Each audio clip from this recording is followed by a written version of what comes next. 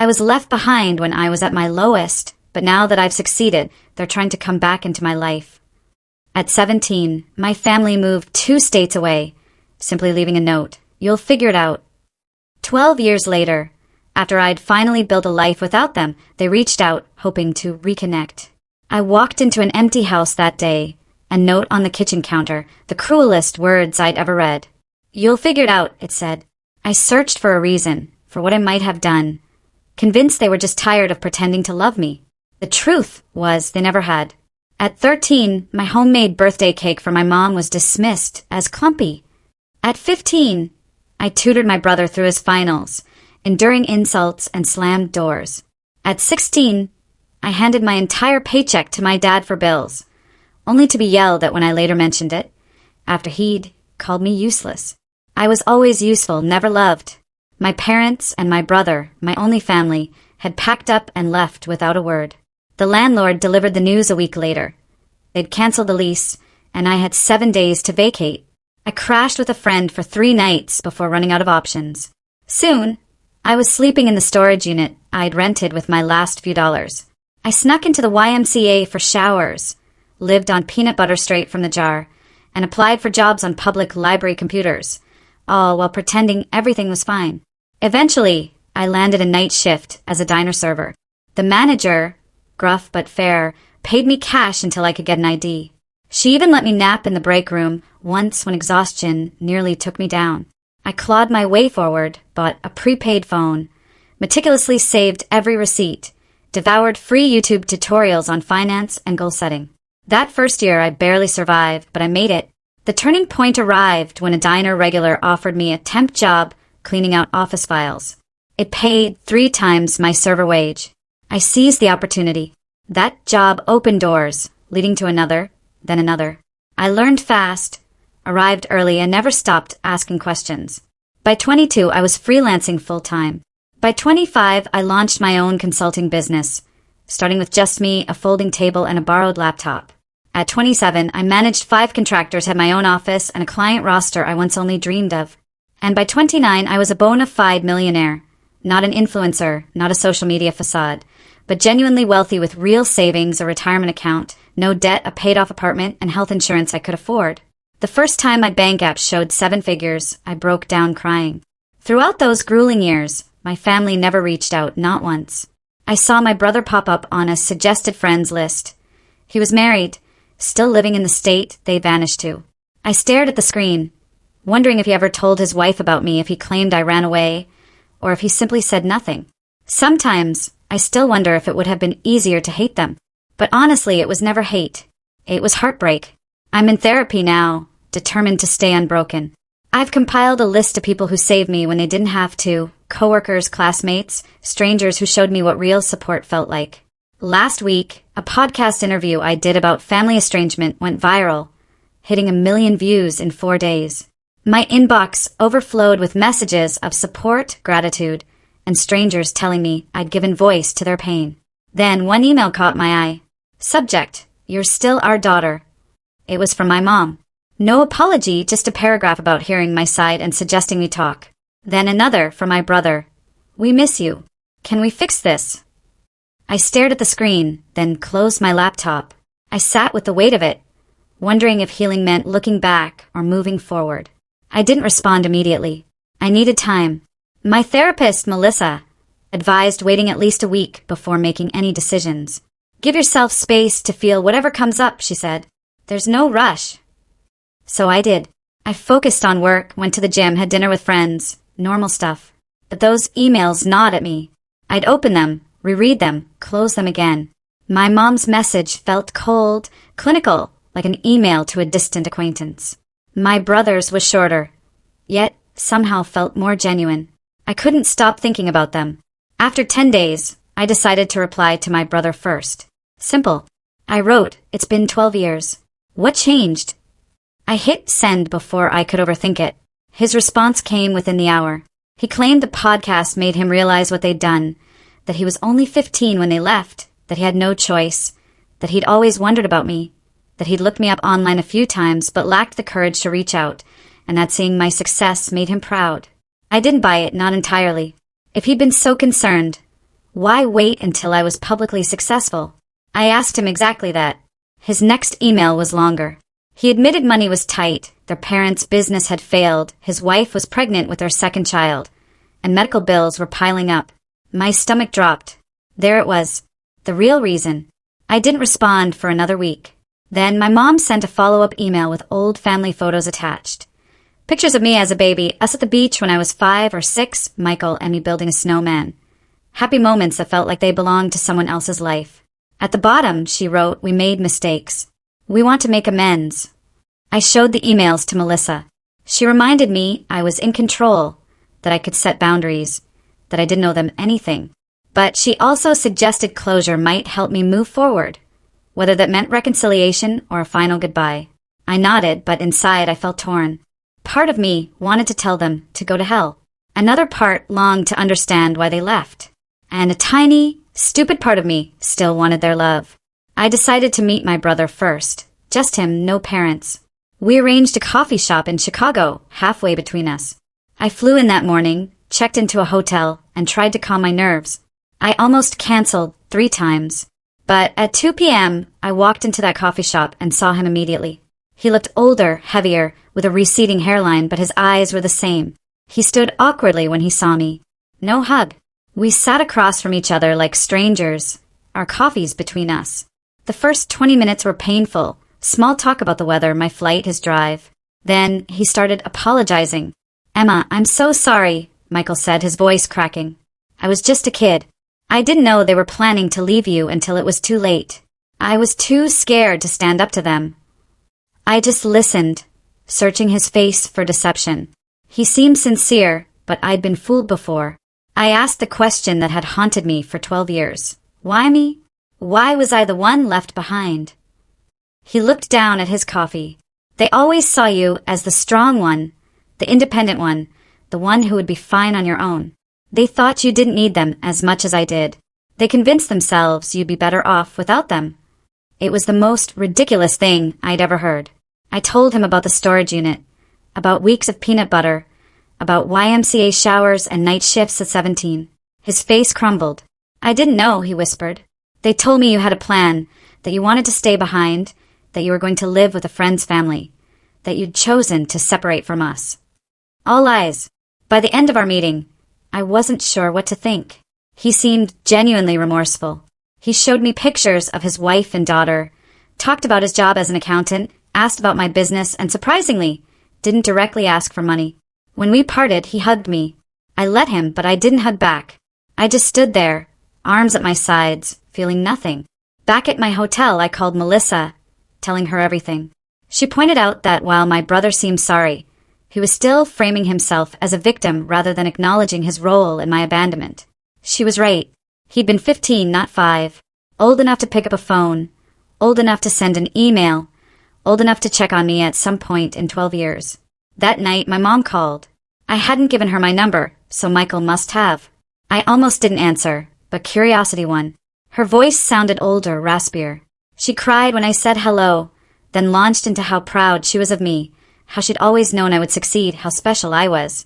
I let her talk, then asked the same question I'd asked my brother. Why me? Her answer was different. We were in debt, Emma. We couldn't afford 3 mouths to feed. We knew you were smart enough to make it on your own. We figured you'd go to social services and get placed with a better family. We thought we were doing you a favor. I hung up on her, blocked her number immediately, threw my phone across the room, and screamed into a pillow. The next morning, I received an email from my dad. First contact in 12 years. He didn't apologize. Instead, he wrote about their hard lives, medical bills, failed businesses, Michael's wife needing surgery, and their impending eviction. Then, at the very end, he asked if I could help the family out. Not a single question about my life. Not a single acknowledgement of what they'd done. I forwarded the email to Melissa with the subject line, and there it is. She called me immediately, despite it being Sunday. We talked for an hour about boundaries, about forgiveness versus reconciliation, about the difference between helping someone and enabling them, about what I actually wanted versus what I thought I should want. By Monday morning, I had made my decision. I emailed my brother, telling him I was glad we'd met, that I understood he was in a difficult position when we were younger, and that I was willing to have a relationship with him and his family, but with clear boundaries. No money, no loans, no financial support of any kind, and no relationship with our parents until they took full responsibility for their actions. His response was immediate and telling. "I'm really disappointed, Emma," he wrote. "Our parents really need help. Family should support each other. You're being selfish with your success." All the guilt buttons they'd installed in me as a child pushed at once. I didn't respond. Instead, I booked an appointment with Melissa and a vacation to Bali. I needed space to process everything. 3 days later, Michael called, leaving a voicemail apologizing for his email. He said he understood my position, still wanted a relationship on my terms, and would respect my boundaries. I listened twice, trying to decide if he was sincere or just changing tactics. I decided to give him one more chance, but with my guard up. I went to Bali anyway. I spent 2 weeks on the beach, hiking through rice fields and meditating. I needed the distance. When I got back, I had 6 more emails from my dad, each more desperate than the last. I didn't read past the subject lines. I also had a text from Michael asking if we could talk again. I agreed to a phone call, nothing more. The call started okay. He apologized again for pushing. "I've been thinking a lot about what you told me," he said. "I'm in therapy now, too." I believed that part. He sounded different, less defensive. We talked about his kids, about my business, normal stuff. Then, he mentioned our parents were visiting him next weekend. He asked if I'd consider meeting them, just for an hour in a public place. I felt my chest tighten. "I'm not ready for that, Michael." He pushed a little, but backed off when I grew quiet. After we hung up, I called Melissa. We had an emergency session that night. She helped me realize I was afraid of seeing them. Not because I hated them, but because I still craved their approval, still wanted them to love me, still wanted to be enough. It was pathetic, but it was true. I cried for an hour in her office. The next day, Michael texted again. He said our mom cried all night after he told her I wouldn't meet them. He said our dad was talking about driving to my city anyway. I felt panicky. I blocked Michael's number immediately. Then I called my assistant and told her I was working from home for the week. I ordered groceries for delivery. I basically hid in my apartment like a scared kid. On Wednesday, the doorman called, saying a couple was asking for me, but wouldn't give their names. I knew instantly. I told him I wasn't accepting visitors. 5 minutes later, my phone rang from an unknown number. I let it go to voicemail. It was my dad. "Emma, we drove 8 hours to see you," his angry voice said. "You're being childish. We deserve a chance to explain." I deleted the message and turned off my phone. Thursday morning, I woke to someone pounding on my door. I froze in bed, heart racing. I checked the peephole. It was them. My parents, standing in my hallway like they had any right to be there. "Emma, please," my mom's voice came through the door. "We just want to talk to you."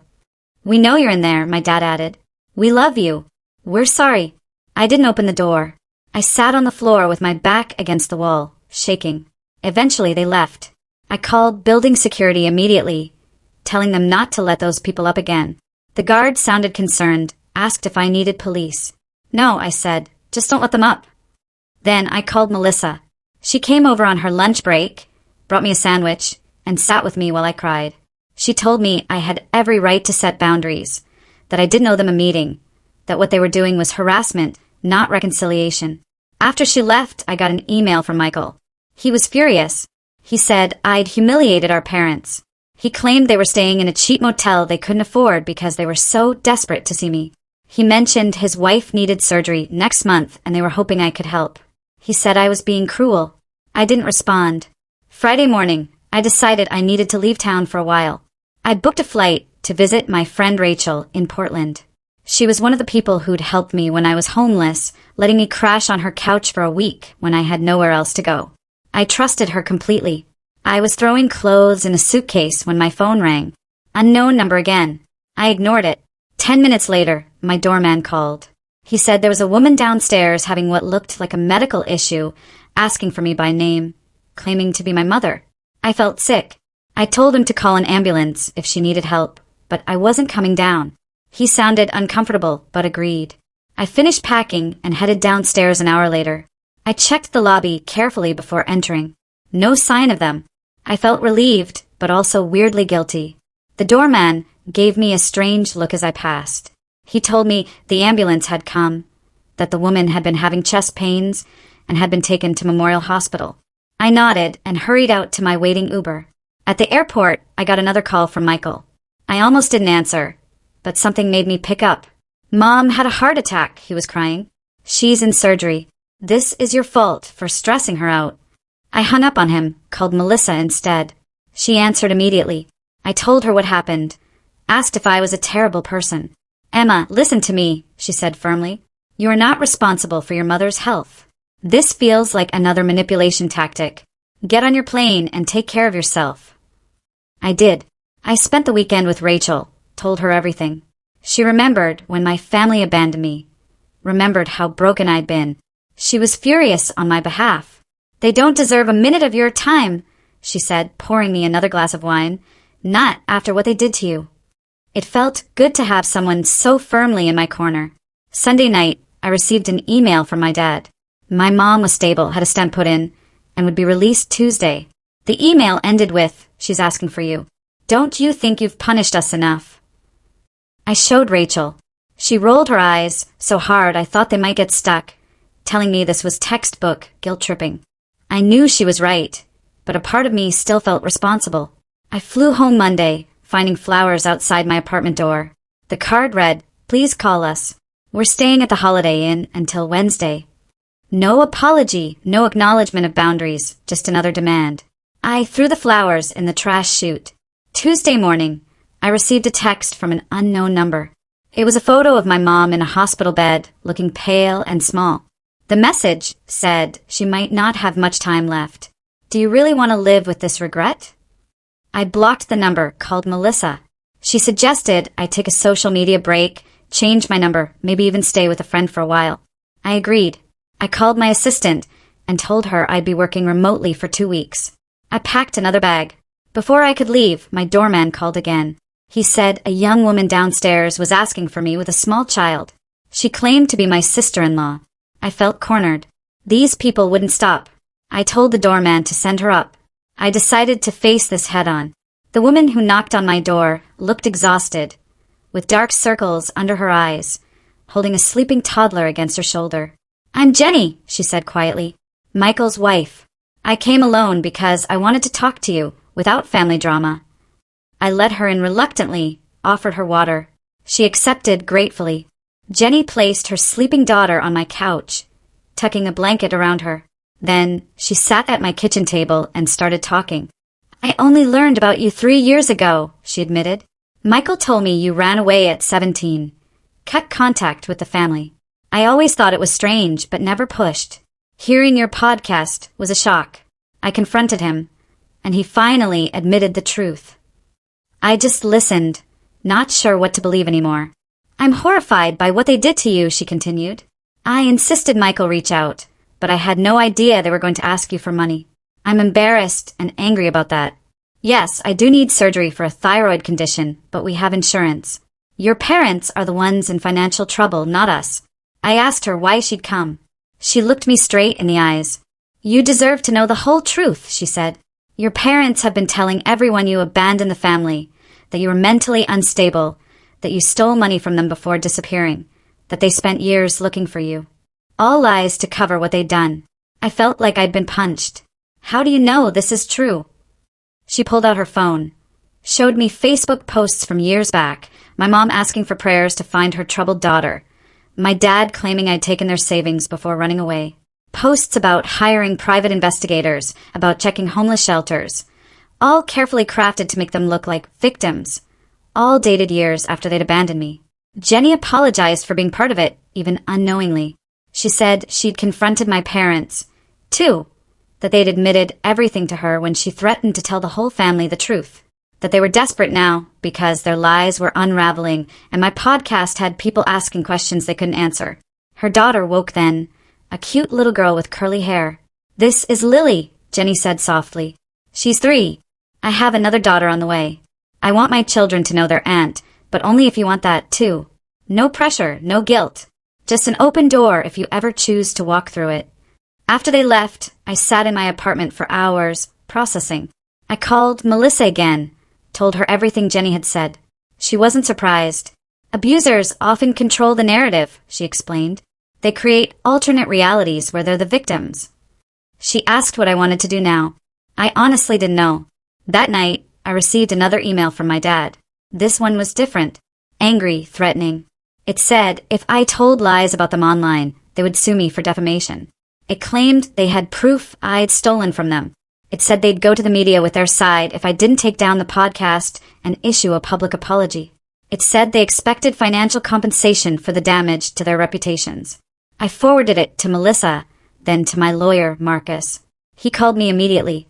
This is empty threatening, he assured me. Truth is an absolute defense against defamation. Save everything but don't respond. I'll handle it if they actually file anything, which I doubt they will. People who are actually going to sue don't usually announce it first. The next day, I received a call from Michael. I let it go to voicemail. He sounded panicked. Emma, Jenny told me she visited you. Our parents are furious. They're saying terrible things about her now, too. I'm scared they're going to try something desperate. Please call me back on Jenny's phone, not mine. I didn't know what to believe anymore. I called Marcus again. He suggested meeting Michael and Jenny somewhere public, with him present as my lawyer, just to hear them out. I agreed, reluctantly. We set up a meeting at a restaurant near Marcus's office for the next day. They showed up on time. Both looked terrible, stressed, exhausted. Jenny had a bruise on her arm she kept trying to hide. Michael couldn't make eye contact. I'm Marcus, Emma's attorney, he said as we sat down, which made Michael flinch. We ordered coffee and they started talking. The story that unfolded was worse than I'd imagined. My parents had been living off Michael for years, moving in and out of his house, taking money for emergencies, watching his kids while criticizing his parenting. When Jenny confronted them about me, my dad had grabbed her arm hard enough to leave marks. Michael had kicked them out. They were now staying in a motel, calling constantly, showing up at his work. I listened without interrupting, watching my brother break down as he described how our parents had controlled him his entire life, how they'd convinced him I abandoned them, how he'd been too scared to question their version of events, how he'd been trapped in their web of manipulation and lies for 12 years, how he was terrified they would hurt Jenny or the kids. Marcus asked careful questions about financial entanglements, house titles, bank accounts, and whether my parents had keys to their house. Michael answered everything. He said they'd co-signed his mortgage, that his dad was still on his bank account from when he was in college, that they had spare keys and knew all his passwords. Marcus took notes, occasionally glancing at me. By the end of the meeting, I felt drained but clearer. This wasn't just about me anymore. Michael and Jenny were victims, too, in their own way. Different from me, but still trapped. Marcus suggested they speak to a lawyer of their own, gave them a colleague's card, and told them to change their locks, passwords, and bank accounts immediately. They nodded, looking overwhelmed, but grateful. As we were leaving, Michael hugged me. This time I hugged him back. It wasn't forgiveness, not yet. But it was something. A recognition that we'd both been damaged by the same people. That maybe we could help each other heal. That night, I received a series of increasingly unhinged texts from my parents' numbers. Accusations, threats, guilt trips. I blocked them all. Then I called Jenny, asked if they were safe. She said yes, they'd changed the locks, stayed with friends the night before, and were looking into a restraining order. I felt relieved but still worried. The next morning, I woke to my phone ringing. It was Jenny, hysterical. They broke into our house, she sobbed. They took Lily's baby photos, important documents, Michael's laptop. They left a note. Family matters should stay in the family. I told her to call the police immediately, said I'd meet them at their house. I called Marcus on my way. When I arrived, a police car was outside their house. An officer was taking statements in the living room. The place was a mess. Drawers pulled out, papers scattered. Michael was sitting on the couch, head in his hands. Jenny was pointing out missing items to the officer. I introduced myself as family there to help. The officer seemed skeptical that grandparents would break in. Are you sure they didn't just use a key? He asked. Maybe this is a misunderstanding. Jenny showed him her bruised arm, told him about the escalating behavior, the threats, the stalking. He took notes, but didn't seem convinced. He said without evidence, it would be hard to prove who did this. After the police left, we cleaned up together. We found more missing things. Photo albums, financial documents, the spare key to their car. Michael looked defeated. This is my fault, he said. I should have protected my family better. Should have stood up to them years ago. Should have looked for you harder. I didn't disagree, but I didn't pile on either. We were beyond that now.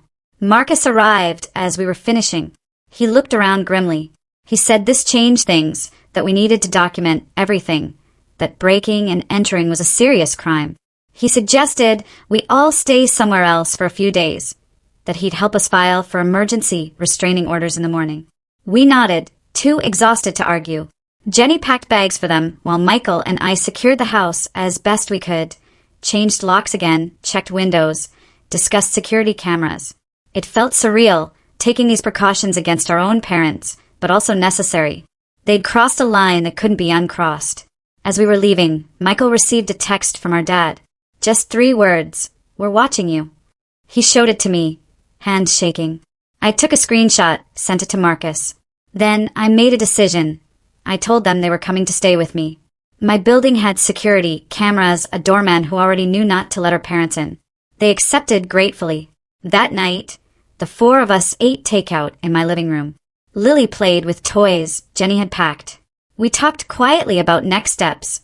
Restraining orders, police reports, changing phone numbers and email addresses, possibly moving to a new house, how to protect themselves long-term. It wasn't the family reunion I'd ever imagined. Sitting there with the brother who'd let me be abandoned, his wife who'd believed lies about me, and her daughter who was innocent in all of this. But somehow it felt right, like we were finally facing the truth together. Like maybe, just maybe, we could build something new from the ashes of what our parents had destroyed. The next morning, Marcus called.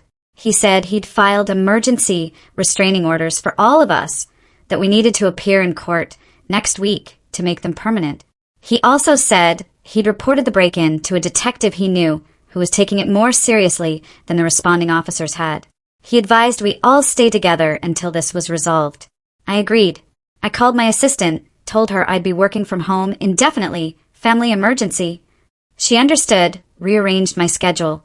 I set up a workspace in my guest room for Michael, who also needed to work remotely. Jenny and Lily took over my living room, building pillow forts and watching cartoons. It was strange having people in my space. I'd lived alone for years, liked my quiet routines, my clean counters, my empty sink. But there was something comforting about the noise, too. Lily's laughter, Jenny's quiet humming as she folded laundry, Michael's typing from the other room. It felt like family. Not the family that had abandoned me, but maybe the family we could become. That afternoon, my doorman called. He said there was a delivery, flowers. I told him to check the card before sending them up. He read it to me. We know where you all are. This isn't over. I told him to refuse the delivery, call the police if the delivery person wouldn't take them back. Then I called Marcus again. He said he'd add this to our case file, that it strengthened our request for restraining orders, that we were doing everything right. I didn't tell Michael or Jenny about the flowers. They were stressed enough. Instead, I ordered extra groceries, made dinner for everyone, played with Lily, tried to create some normalcy in this bizarre situation. But that night, after everyone was asleep, I sat alone in my kitchen and finally let myself feel everything. The fear, the anger, the grief, the strange hope. I cried silently into a dish towel so no one would hear me. In the morning, Jenny found me making coffee, asked if I was okay. I lied, said yes. She didn't believe me. She sat down at the counter. It's okay not to be okay, Emma, she said gently. I'm not either. Michael cries in the shower where he thinks no one can hear. Lily keeps asking when we can go home. This whole situation is terrible, but I'm grateful we're facing it together. I looked at her, this woman I barely knew, who was somehow now part of my life. I asked her why she'd come to me that first day, why she'd chosen to believe me over the family she'd known for years. She smiled sadly. I've always felt something was off about your parents, about the stories they told, about the way they controlled Michael. The podcast confirmed my suspicions.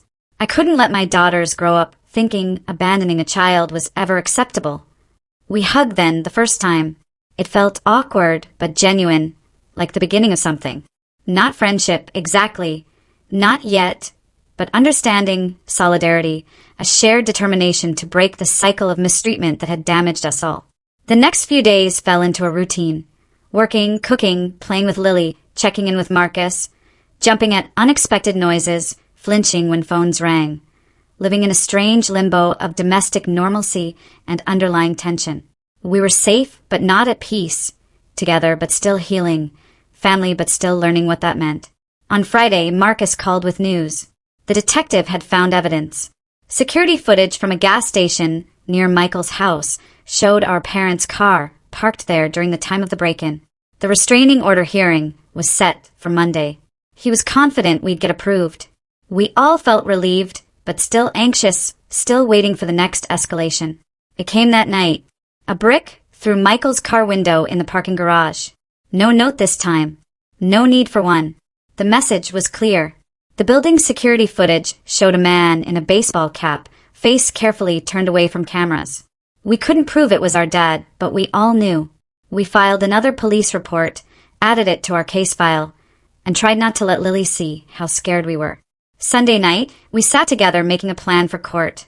What to wear, what to say, what evidence to bring, how to explain our family history without sounding crazy, how to make the judge understand the pattern of escalation, how to protect ourselves legally and physically. It felt surreal discussing our parents this way, like talking about strangers, dangerous strangers who happened to share our DNA. As we talked, my phone pinged with an email notification from my mom. Subject line, last chance. I almost deleted it unread, but something made me open it. It was short, just one line. If you go to court tomorrow, you'll regret it for the rest of your life. I showed it to Marcus, who'd stayed for dinner. He took a screenshot, added it to our file, told me not to respond. He said this kind of threat would only help our case. That night, none of us slept well. I kept checking my locks, listening for noises, wondering what my parents might do next. Wondering if we were overreacting, wondering if we were underreacting, wondering how my life had come to this point, from abandoned teenager to successful businesswoman to hiding in my own apartment from the people who gave me life. Monday morning arrived with a strange calm. We dressed carefully, business casual, respectable, trustworthy. Jenny arranged for a friend to watch Lily. We drove to the courthouse in separate cars, just in case, and met Marcus on the steps outside. He looked confident, briefcase in hand, told us he'd handled dozens of cases like this, that the evidence was strong, that judges took threats seriously, that we'd be protected. As we walked into the courthouse, I spotted them. My parents standing near the entrance, looking older than I remembered, smaller somehow. My mom saw me first, made a move toward me. My dad grabbed her arm, held her back. They watched us pass, didn't speak, didn't try to approach, just stared with a mixture of anger and something else, something that might have been fear. We filed past them into the building, checked in at security, followed Marcus to the correct courtroom, sat together on a bench, waiting for our case to be called. I could feel my parents enter behind us, could sense them sitting on the opposite side of the room, could almost hear their whispered conversation, but I didn't turn around, kept my eyes forward, focused on breathing. The judge called our case. We stood, walked forward, took our places. Marcus presented our evidence calmly. The break-in, the threatening texts, the flowers, the brick, the email, the history of abandonment and manipulation. The judge listened carefully, asked clarifying questions, looked at our parents with increasing concern. When it was their turn, my parents approached the bench. No lawyer, just them. My dad spoke first, claimed we were exaggerating, that they were just trying to reconnect with family, that they'd never broken any laws, that they loved us and wanted to make amends, that this was all a misunderstanding blown out of proportion. The judge asked about the security footage, the threatening messages. My dad denied everything, said it wasn't them on the footage, said their texts were being misinterpreted, said they were the victims here, not us.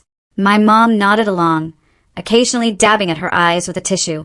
Then the judge asked them directly about abandoning me at 17. My dad hesitated, started talking about troubled teens, about difficult decisions, about doing what they thought was best. The judge cut him off, asked again directly, "Did you leave your minor child alone and move to another state?" My dad looked down, mumbled something about financial hardship. The judge's expression hardened. After hearing both sides, the judge granted our restraining orders. 3 years, no contact, no approaching our homes or workplaces, no messages through third parties. Any violation would result in immediate arrest. My parents looked stunned, like they couldn't believe this was happening, like they'd never faced consequences before. As we left the courtroom, My mom called my name just once, softly. I kept walking. Didn't look back. Felt a weight lifting with each step. Not healing. Not yet, but the beginning of it.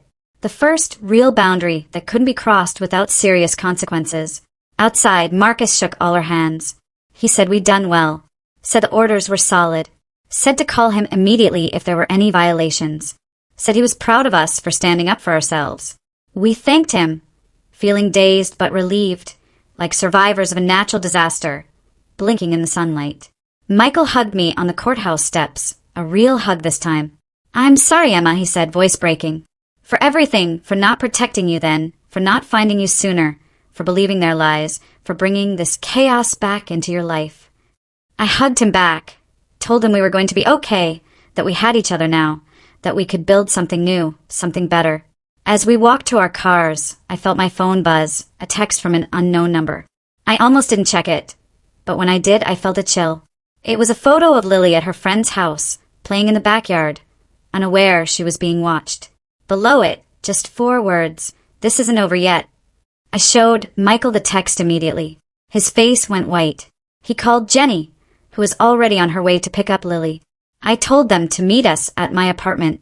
Then I called Marcus from the car, my hands shaking so bad I could barely hold the phone. He told me to forward him the text and drive straight home. He said he'd call the police and meet us there. He said this was a clear violation of the restraining order. He said to stay calm but vigilant. The drive back felt like it took forever. I kept checking my mirrors, paranoid my parents were following me. When I finally pulled into my building's garage, I sat in my car for a minute, just breathing, trying to get my act together before facing Michael and Jenny. They needed me to be strong right now. I found them already in my apartment, Jenny clutching Lily like she might disappear. The poor kid looked confused and scared. Michael was pacing, running his hands through his hair over and over. I showed them the text. Jenny started crying, said they'd been watching her baby, said she'd never forgive herself if something happened to Lily. Michael put his arms around them both, looking more determined than I'd ever seen him. Marcus arrived 20 minutes later with 2 police officers. They took our statements, looked at the text, made some calls, said they'd send a patrol car to the friend's house to check things out. They said they'd try to trace the number, said they'd increase patrols around my building. All the right things. But I could tell they didn't fully grasp how dangerous my parents could be, how unpredictable, how desperate.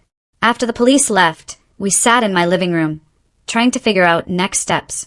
Jenny suggested going to a hotel under different names. Michael thought we should drive to his cousin's house a few states away. I just sat there, getting angrier by the minute. This was nonsense.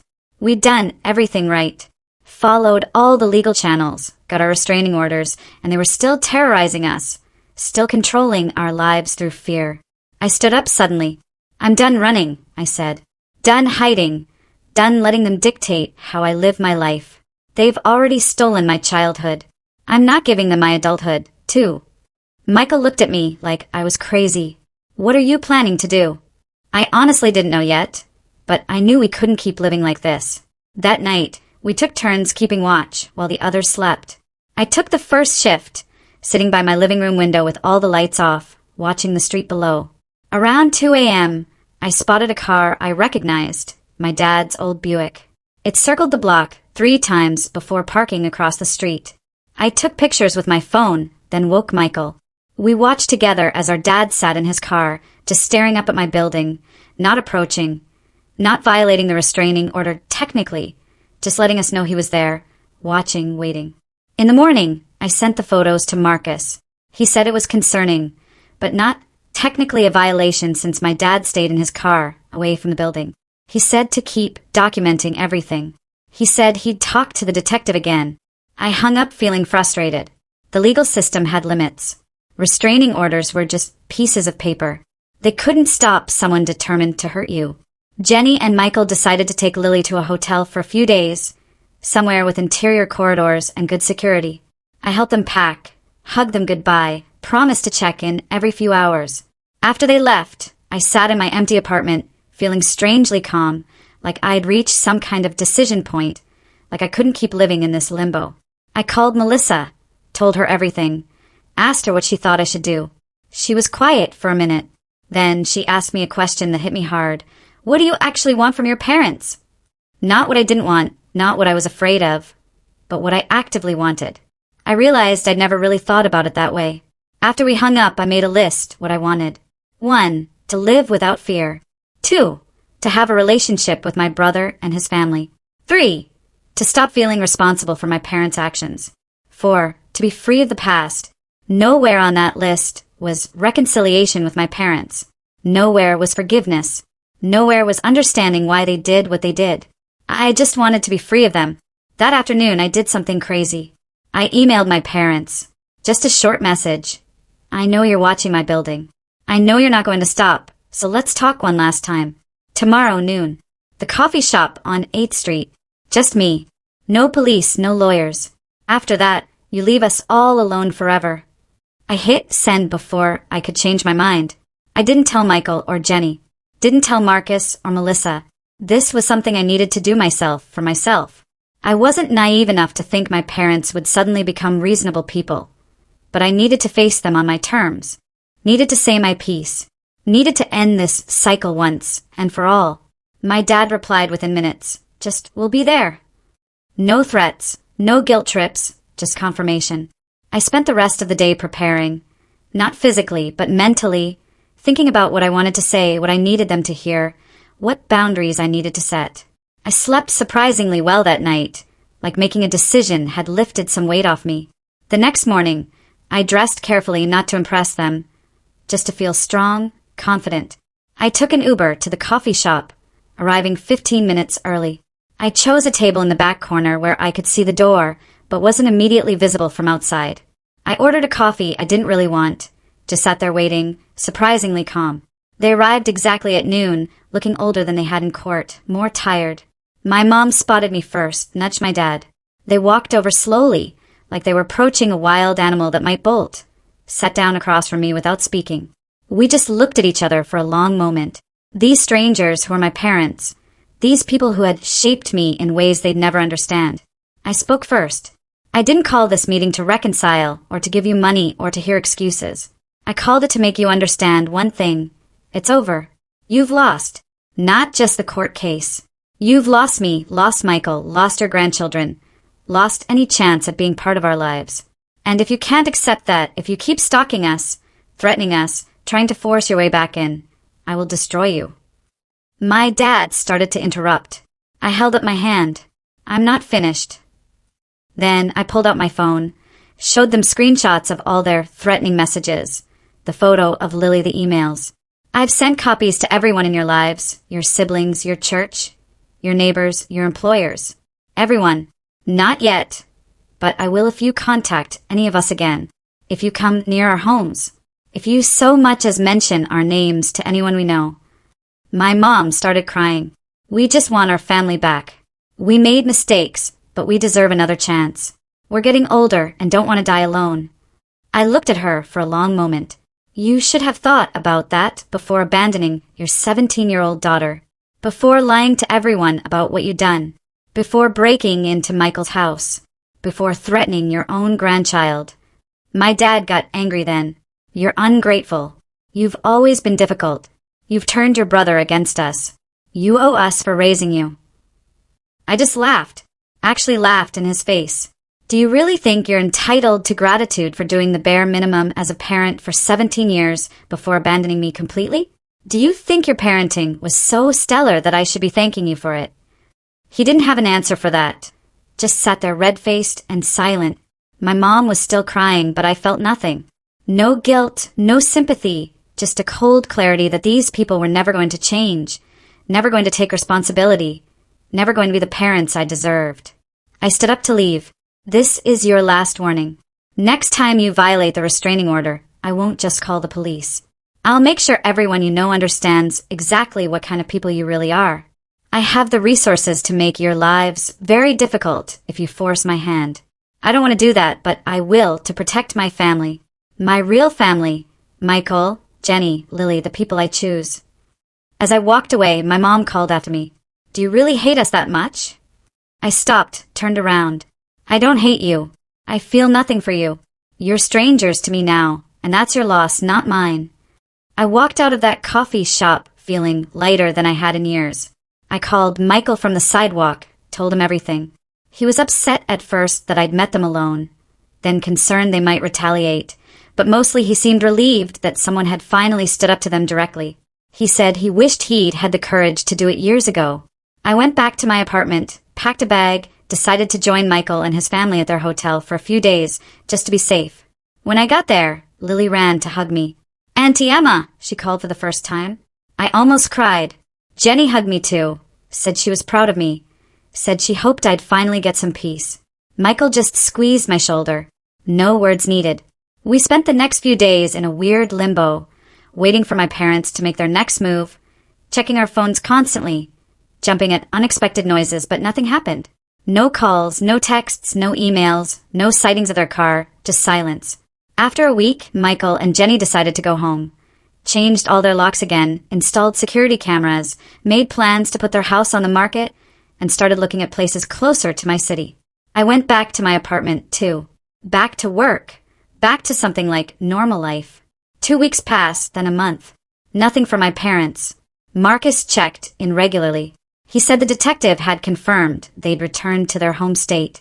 He said the restraining orders were still in effect. He said we should stay vigilant but try to move forward with our lives.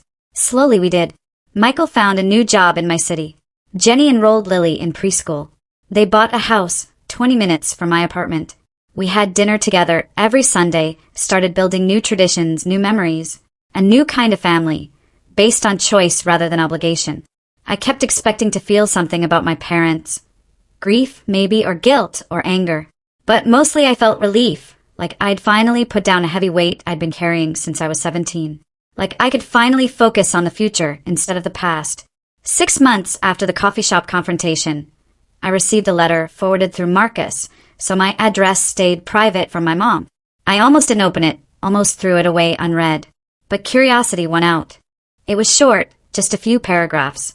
No excuses this time, no demands, just an acknowledgement that they'd hurt me deeply, that they'd failed as parents, that they understood why I wanted nothing to do with them, that they were getting counseling, that they would respect the restraining orders, that they hoped someday I might be willing to hear a proper apology, but understood if that day never came. I showed it to Michael. He got a similar letter. We talked about it over dinner that night, about whether it was sincere, about whether it changed anything, about whether we could ever trust them again.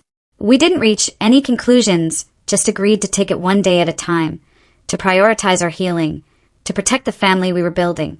I keep the letter in my desk drawer, not because I'm ready to forgive, not because I want reconciliation, but because it represents something important. My parents finally recognizing my right to set boundaries, my right to choose who I allow in my life, my right to define family on my own terms. Last week, Lily had her 4th birthday party. Michael and Jenny invited me to help plan it. We had it at my apartment. Balloons everywhere. A cake I ordered from a fancy bakery. Presents piled on the coffee table. Lily running around in a princess dress, laughing. Jenny taking pictures. Michael grilling on my balcony. Friends stopping by throughout the day. So much noise. So much joy. At one point, I stepped into the kitchen for a moment alone, just watching through the doorway as Michael swung Lily around in circles, as Jenny laughed at something a friend said, as my apartment, once so empty and quiet, filled with life and love. I thought about that note on my kitchen counter 12 years ago. You'll figure it out. And I had. Not the way they meant, but I'd figured out what family should be, what love should look like, what I deserved all along. I'm not saying everything's perfect now. I still have trust issues, still go to therapy every week, still have nightmares sometimes about being abandoned, still flinch when my doorbell rings unexpectedly. But I'm healing. We all are. Building something new from the broken pieces of our past. Something stronger, something chosen, something real. Sometimes people ask if I'll ever reconcile with my parents, if I'll ever let them meet Lily, if I'll ever forgive them for what they did. I don't have answers to those questions yet. Maybe someday, maybe never. But what I do know is this. I'm not defined by what they did to me anymore. I'm defined by what I built after, by the person I chose to become, by the family I chose to create.